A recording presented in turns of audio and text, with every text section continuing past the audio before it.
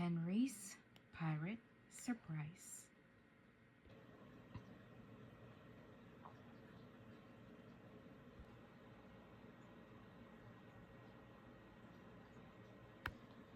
Henry's Pirate Surprise.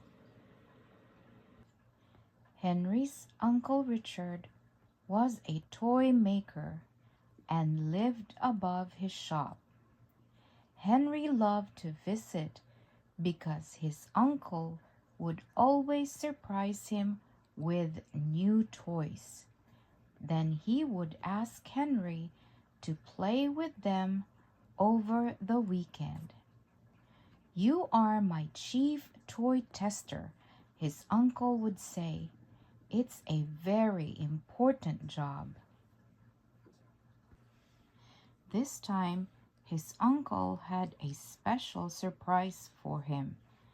On a large table stood an enormous wooden ship. "Wow, a pirate ship!" exclaimed Henry.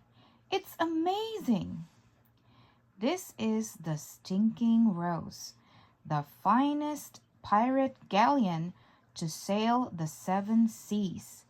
But this is not the surprise," said his uncle. "Really? But it's fabulous! What could possibly be more surprising than this?" asked Henry. "I think that honor is mine," said a voice from inside the ship.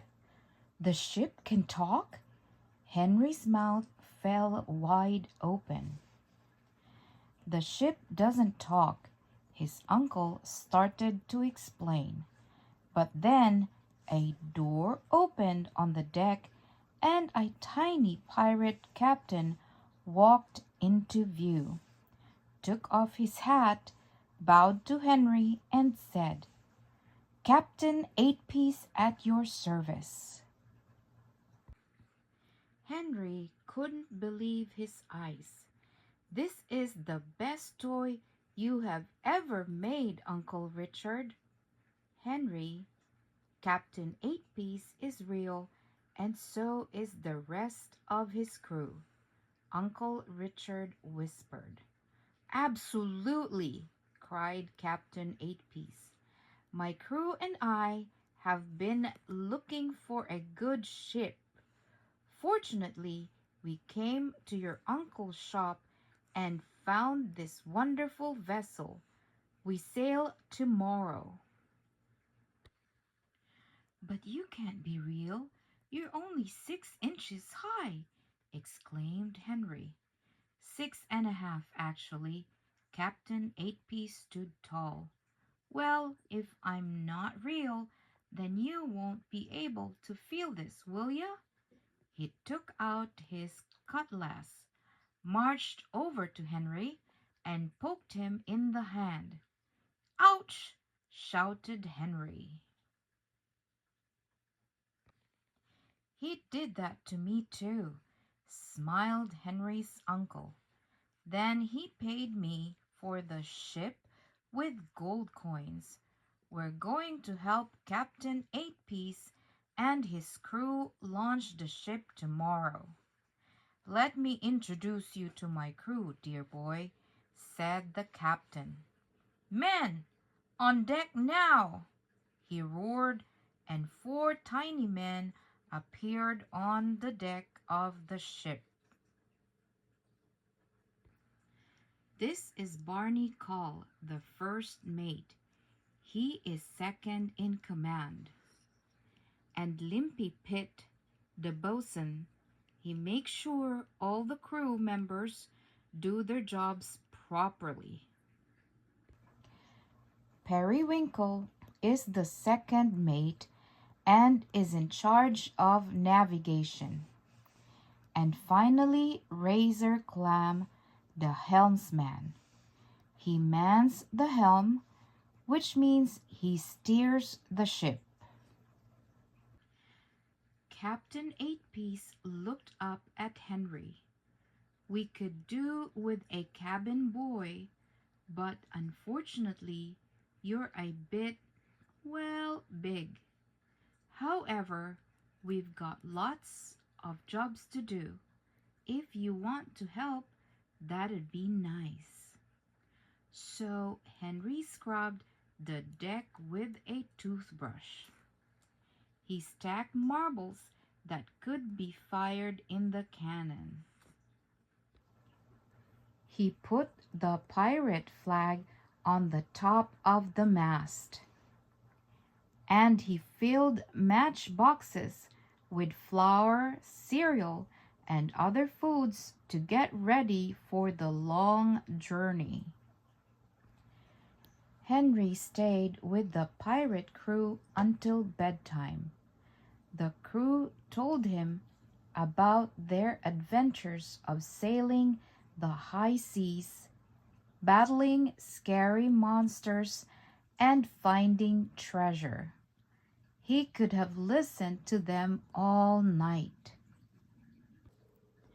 When Uncle Richard told him it was time for bed, Henry reluctantly bid the pirates good night and promised to help them launch the stinking Rose in the river in the morning.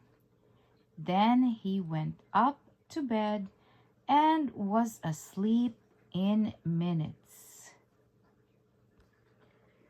A noise downstairs woke Henry in the middle of the night.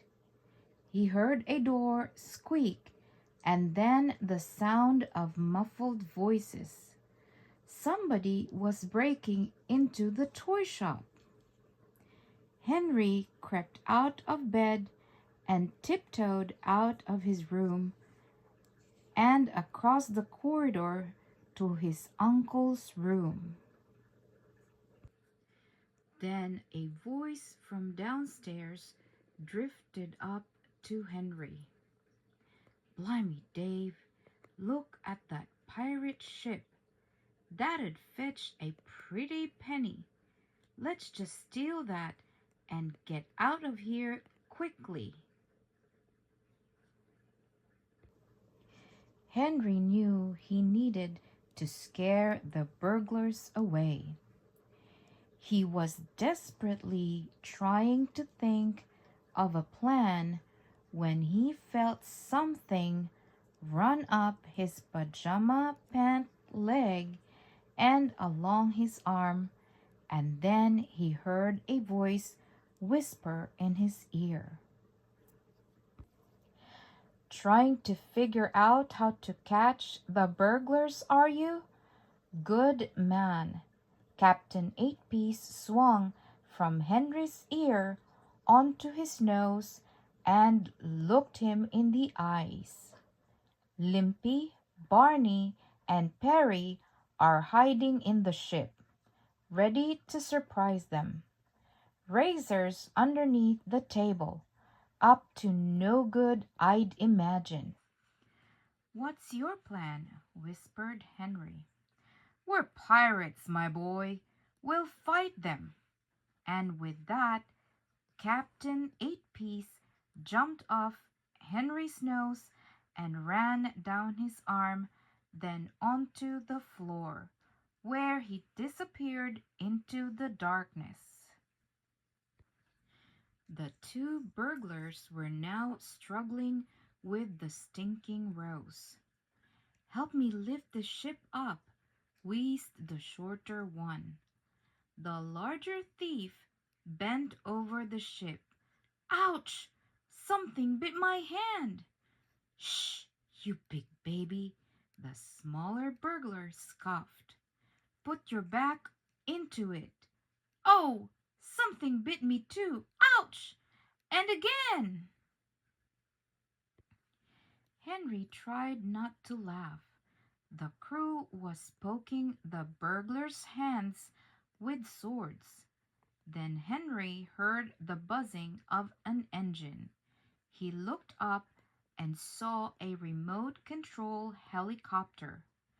Captain Eightpiece was throwing tiny bags of flour into the thieves' eyes.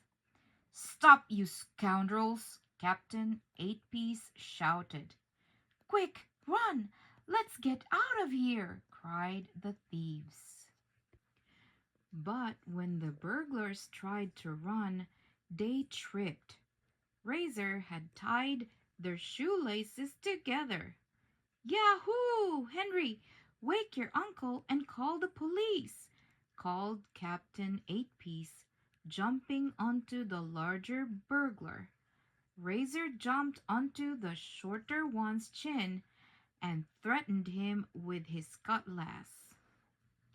"I don't believe it. I'm seeing things. There are pirate pixies in here," croaked the big thief as he fainted. Henry's uncle had already called the police when Henry went to get him. He and Henry went downstairs to find the two moaning burglars tied up, but there was no sign of the pirates. Only if you listened very carefully could you hear laughter coming from the stinking rows.